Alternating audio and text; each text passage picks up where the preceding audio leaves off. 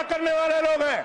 राम मंदिर की जमीन का चंदा खाने वाले लोग हैं सर। ये लोग 2 करोड़ की जमीन 5 मिनट में 18 करोड़ में बेची सर इन लोगों ने। 16.5 करोड़ का घोटाला किया, 18.5 करोड़ में जमीन बेची। ये राम मंदिर में घोटाला करने वाले लोग हैं सर। अरे बैठ जाओ, राम मंदिर का पैसा खाते हो। अरे राम मंदिर में घोटाला करते हो, बैठो।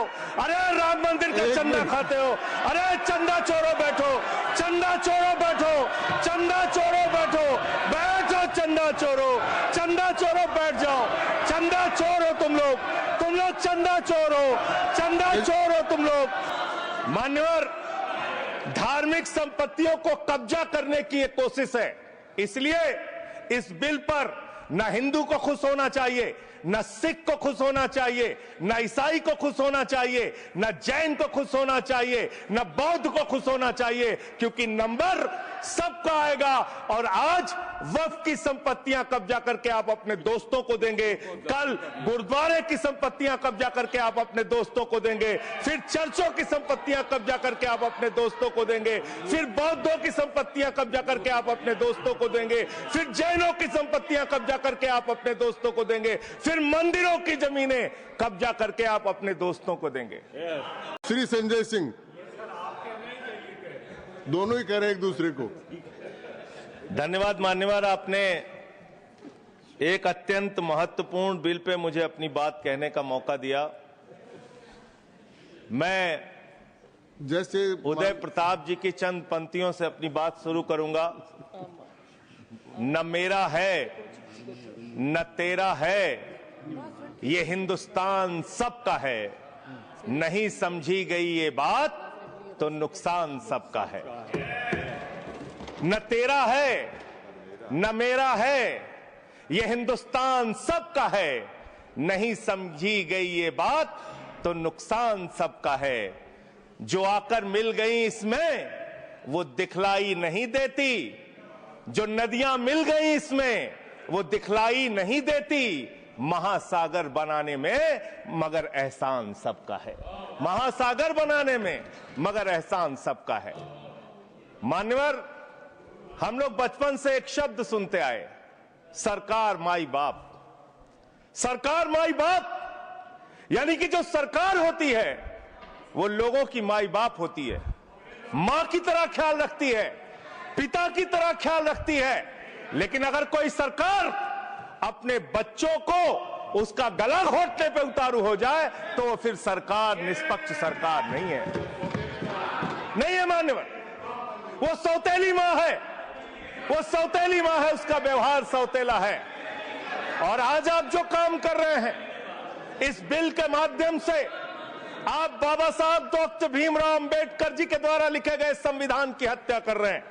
और ये बात मैं इसलिए कह रहा हूं कि बाबा साहब डॉक्टर भीमराव अंबेडकर जी ने संविधान की धारा 26 में लिखा, धार्मिक मामलों के प्रबंधन की स्वतंत्रता, धार्मिक एवं धर्मार्थ उद्देश्यों के लिए संस्थाओं की स्थापना एवं रखरखाव करना, धर्म के मामलों में अपने स्वयं के मामलों का प्रबंधन करना, चल एवं अचल संपत्ति का स्वामित्व एवं अधिग्रहण करना तथा ऐसी संपत्ति का कानून के अनुसार प्रशासन करना। यह अधिकार आपने नहीं दिया, यह अधिकार किसी भारतीय जनता पार्टी के लोगों ने नहीं दिया। यह अधिकार बाबा साहब डॉक्टर भीमराव अंबेडकर जी के द्वारा लिखे गए भारत के संविधान ने दिया मान्यवर। और आप उस संवैधानिक अधिकार को छीन रहे हैं एक गैर संवैधानिक बिल लाके। क्या क्या लिखा इस कानून के अंदर आपने, किस तरीके से आपने इस संविधान की हत्या करने का काम किया। आप बड़ी बड़ी बातें कर रहे हैं। ये सरकार कह रही है कि ये कानून हम मुसलमानों के भले के लिए आ रहे हैं। जब मैं आपसे सुनता हूं तो मुझे लगता है कपिल शर्मा कॉमेडी सर्कस में बोल रहा है। आप मुसलमानों का भला कर रहे हैं, आप मुसलमानों का भला कर रहे हैं। दोनों सदन में एक भी सदस्य, दोनों सदन में सिर्फ एक सदस्य गुलाम अली को छोड़ के एक भी सदस्य आपका मुसलमान नहीं है। आप मुसलमानों का भला कर रहे हैं, आप मुसलमानों का भला कर रहे हैं। पूरी सरकार में एक मंत्री आपका मुसलमान नहीं है, आप मुसलमानों का भला कर रहे हैं। 2 नेता अपने घरों में आपने बैठा दिया। मुख्तार अब्बास नकवी, शाहनवाज हुसैन, दोनों की राजनीति आपने खत्म कर दी। आप मुसलमानों का भला कर रहे हैं, आप मुसलमानों का भला कर रहे हैं, नोट लीडिंग, आप मुसलमानों का भला कर रहे हैं। अरे सुनना सीखो, सुनना सीखो पहले। मान्यवर, मैं इनके इस कानून में क्या क्या लिखा हुआ है, क्या क्या कहा है नोट इन्होंने। लीडिंग, बैठ जाए कृपया, गुलाम अली जी बैठ जाए।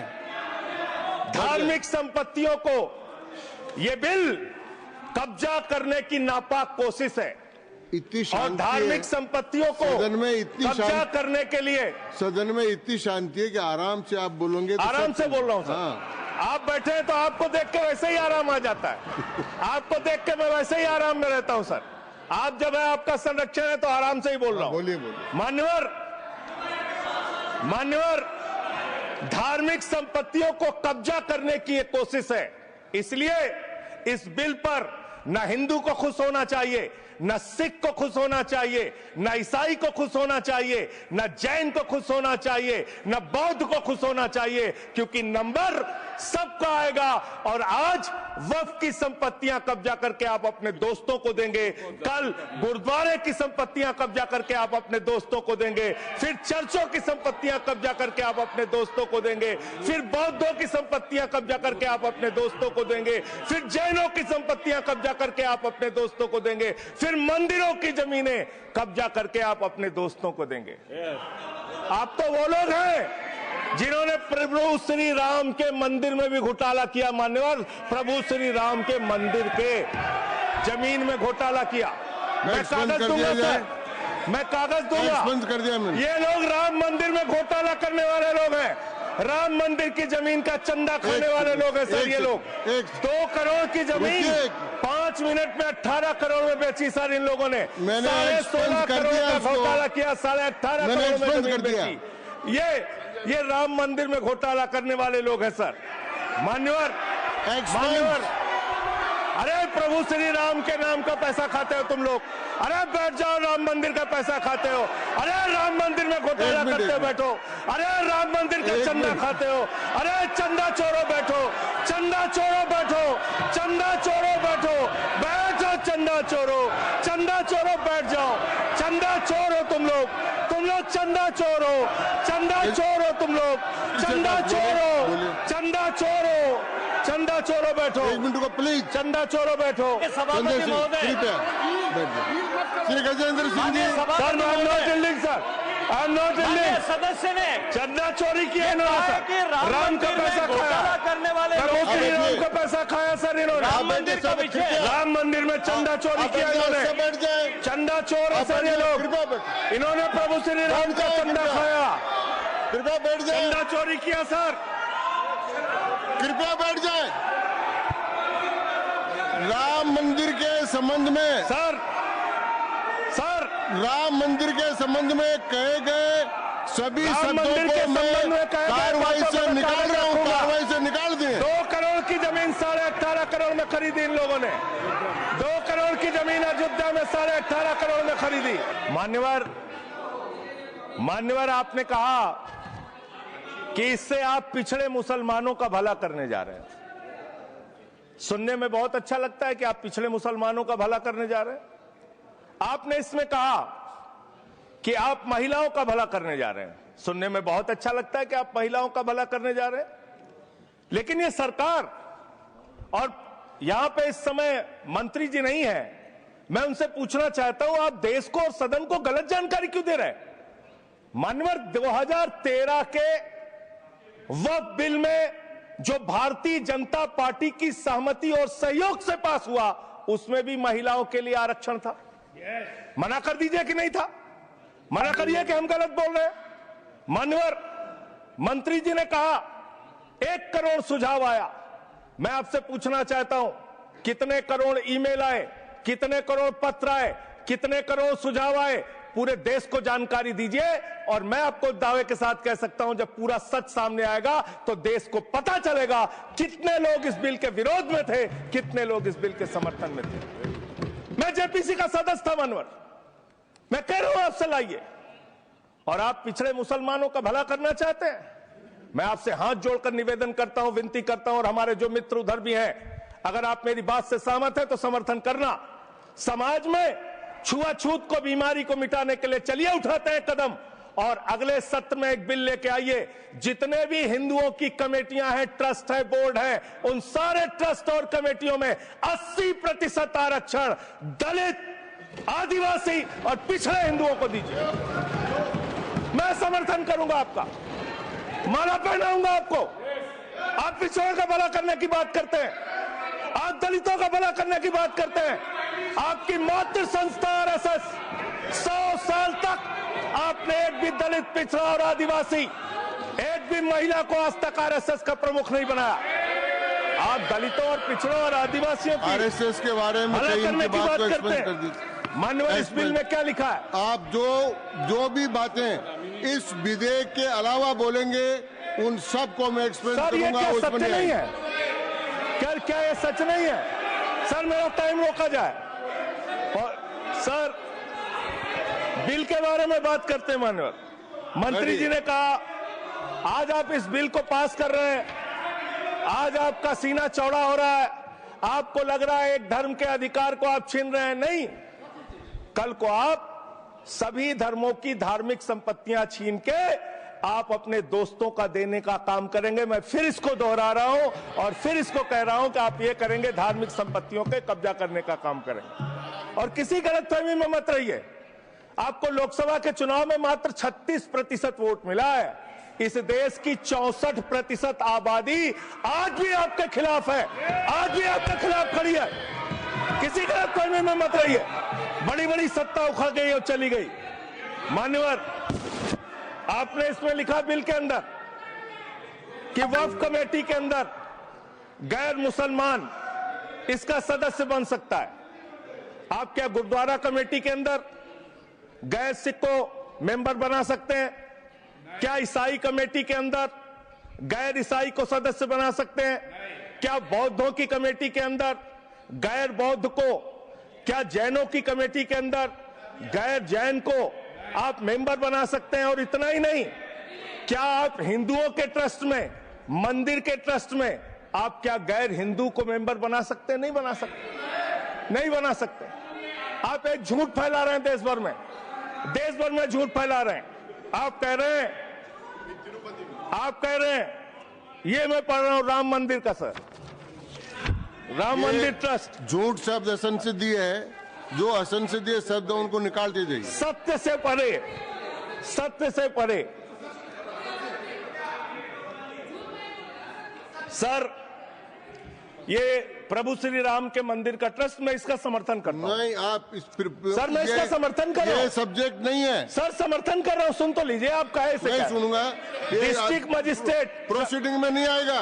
सर मेरी बात तो बिल्कुल नहीं आएगा। सर मेरी बात सुन लीजिए।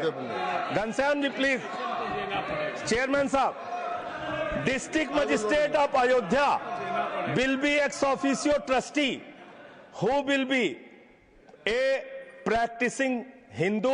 If the DM is not Hindu, then additional district magistrate will be an ex officio member of the trust. हम इसका समर्थन करते हैं सर। हिंदू धर्म के ट्रस्ट में हिंदू को मेंबर होना चाहिए, आपने लिखा, हम इसका समर्थन करते हैं। लेकिन आप दूसरे धर्मों के ऊपर कह रहे हैं। कल को आप गुरुद्वारा कमेटियों में कहेंगे सिख नहीं, दूसरे धर्म के लोग इसमें आएंगे। कल को आप जैन कमेटियों में घुसड़ेंगे, बौद्धों की कमेटियों में घुसड़ेंगे। ये बात गलत है, ये पूरी तरीके से गलत है। और आज पूरे देश को आप बताइए, मान्यवर, पूरे देश को आप बताइए, 2009 में आपने अपना घोषणा पत्र जारी किया था, मैनिफेस्टो। ये मैनिफेस्टो आपका लेके आया हूं, ये तो आपका डॉक्यूमेंट है, मेरे घर नहीं बना। इस मैनिफेस्टो में लिखा है इन्होंने कि 2009 के मैनिफेस्टो में लिखा है कि वक्फ की जमीनों पर जो अवैध कब्जे हुए हैं, के.आर. रहमान की कमेटी की रिपोर्ट के हिसाब से हम मुस्लिम धर्म गुरुओं के साथ बातचीत करके उसको खाली कराने का काम करेंगे। कितना दोहरा चरित्र है आपका। आपने कहा वक्फ की जमीनों को खाली कराने का काम करेंगे जिसपे कोई और कब्जा कर रखा है। मान्यवर, एक और बात, सुप्रीम कोर्ट के अंदर आप कह रहे हो कागज चाहिए, कागज चाहिए, मंत्री जी ने कहा कागज चाहिए। मंत्री जी आपको कागज की बहुत जरूरत होती है, कागज आपको चाहिए। आपकी सरकार ने 2020 में, ये पूरे देश को देखना चाहिए, पूरे देश को सर, 2020 में मैं जेपीसी का मेंबर था, एक कागज वहां मिला हमें 2020 में सुप्रीम कोर्ट में। सर आप, मेरी बात नहीं आ रही सर मेरी बात नहीं आ रही। 2020 में मान्यवर इस भारत की सरकार ने, मोदी जी की सरकार ने शपथ पत्र दिया सुप्रीम कोर्ट में। से क्या लिखा हुआ है? 99% वक्फ की संपत्तियां डिजिटाइज हो चुकी हैं। मुख्तार अब्बास नकवी साहब आपके मंत्री थे, उनका बयान है 100% वक्फ की संपत्तियां डिजिटाइज हो चुकी हैं। तो जब आप सारी संपत्तियां डिजिटाइज कर चुके हैं, सब कुछ ऑनलाइन कर चुके हैं वामसी पोर्टल में, सारे कागजात जांच चुके हैं, तो क्या आप फसाद कराने के लिए फिर से कागज मांग रहे हैं? फसाद कराने के लिए आप फसाद कराने के लिए कागज मांग रहे हैं? आप फसाद कराने वाले हिंदू हैं, हम सौहार्द फैलाने वाले हिंदू हैं। यह बुनियादी फर्क है, यह बुनियादी फर्क है आप में। आप देश भर में फसाद, नफरत, लड़ाई, झगड़ा कराने का काम करते हैं। मान्यवर, मैं अंत में आप लोगों से सिर्फ एक ही बात कहना चाहता हूं कि आज सच्चर कमेटी की रिपोर्ट की बात कही गई और कहा गया 12,000 करोड़ की आमदनी हो सकती थी। एक सुझाव मैं पूरे सदन की तरफ से इस सरकार को देना चाहता हूं। 12,000 करोड़ की आमदनी की चिंता है वक्फ की, करोड़ों मुसलमानों की चिंता है आपको। एक अपने दोस्त को पकड़ के लाइए, नीरव मोदी को 20,000 करोड़ वसूलिए, 12,000 करोड़ वक्फ को दीजिए, 8,000 करोड़ अपने पास रखिए। 8,000 करोड़ का आपको मुनाफा होगा, 12,000 करोड़ वक्फ को दे दीजिए, करोड़ों मुसलमानों का भला हो जाएगा। मान्यवर, अंतिम बात कह के आपने कहा सच्चर कमेटी की रिपोर्ट से 12,000 करोड़ की आमदनी की बात कही गई है। अर्ध सत्य मत बोलिए, पूरा सत्य बोला कीजिए। सुविधाजनक सत्य मत बोलिए, पूरा सच बोला कीजिए। मंत्री जी, इसमें लिखा हुआ है सच्चर कमेटी की रिपोर्ट में कि भारत की सरकार ने, राज्यों की सरकार ने अलग अलग राज्यों में, अलग अलग जगहों पे 365 वक्फ की संपत्तियां कब्जा कर रखी हैं। आप उसके बारे में नहीं बताते, आप अर्ध सत्य बोलते हैं। मैं तो जेपीसी का मेंबर रहा हूं, मुझे सब पता है। तो इसलिए मान्यवर, मैं, आप फैला रहे हैं झूठ, ट्रिब्यूनल के फैसले, बस खत्म सर, खत्म। असत्य, सत्य से परे मान्यवर, सत्य से परे। मान्यवर, ट्रिब्यूनल के लिए आप कह रहे हैं उसको अपील नहीं की जा सकती। हाई कोर्ट का फैसला ट्रिब्यूनल के फैसले के खिलाफ आया है, सुप्रीम कोर्ट का फैसला ट्रिब्यूनल के फैसले के खिलाफ आया है। आपने कहा 5 साल का प्रैक्टिसिंग मुस्लिम होना चाहिए। कैसे प्रैक्टिसिंग मुस्लिम तय करेंगे सर? आप क्या मुसलमानों के घर में सीसीटीवी का कैमरा लगाएंगे? कौन नमाज पढ़ रहा है, कौन नमाज नहीं पढ़ रहा है, कौन मुसलमान है, कौन मुसलमान नहीं है? आपने मान्यवर ऐसे प्रावधान इसमें रखे हैं जो बड़े अजीब हैं, जो अपने आप में ये बताते हैं कि आपकी मंशा सिर्फ देश में झगड़ा कराने की है, नफरत फैलाने की है, फसाद कराने की है। आपकी मंशा कहीं भी मुसलमानों का या किसी वर्ग का भला करने की नहीं है। बस एक अंतिम बात कह के अपनी बात समाप्त करूंगा। ये काम आपने देश के अंदर बहुत अच्छा शुरू कर दिया। आप एक काम करते हैं, देखो मुसलमानों को ठीक कर रहा हूं, दूसरी तरफ महंगाई बढ़ रही है, नुकसान हिंदुओं का। 94 लाख करोड़ रुपए शेयर बाजार में डूब रहा है, नुकसान हिंदुओं का। 11 लाख बच्चे स्कूलों से बाहर निकल गए, नुकसान हिंदुओं का। तो मुसलमानों को ठीक करने के नाम पर आप नुकसान देश के करोड़ों हिंदुओं का भी कर रहे हैं। इसलिए ये सब बातें करके देश में आप नफरत फैला के ये सब झगड़े फसाद के काम मत कीजिए। और अंत में आपसे एक ही बात कहना चाहता हूं, अभी भी वो मौका है इस बिल को, जो गैर संवैधानिक है, जो बाबा साहब के संविधान के खिलाफ है, इसको वापस लीजिए। धन्यवाद।